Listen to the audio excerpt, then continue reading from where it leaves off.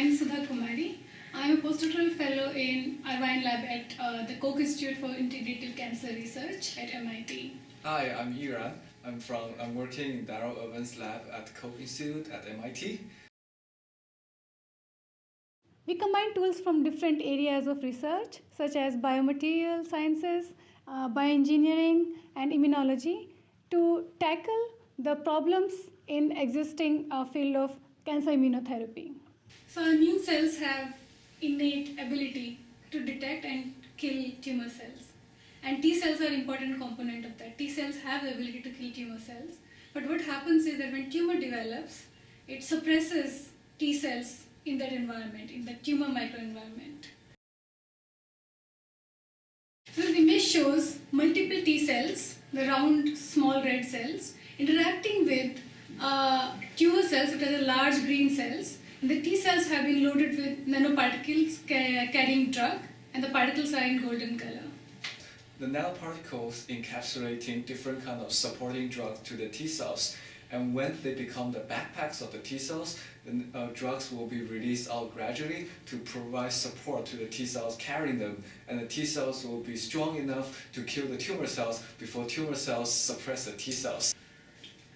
So when T cells interact with tumor cells, there's a competition. T cells is killing the tumor cells while the tumor cells are suppressing the T cells. Usually, T cells were suppressed by the tumor cells before tumor cells are eradicated.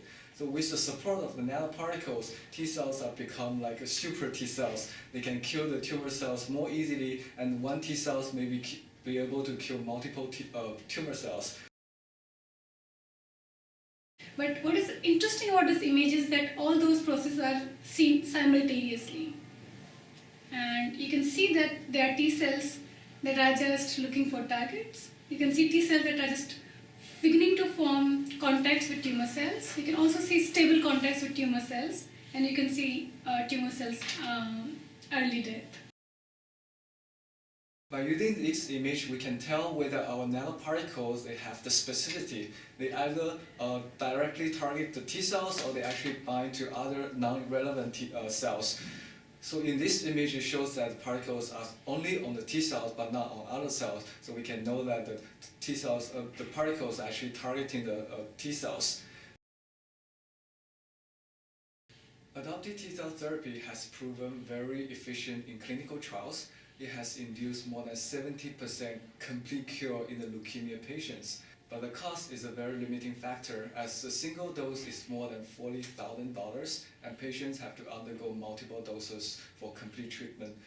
With this nanoparticle strategy, this very efficient therapy can be made available to a larger population of cancer patients.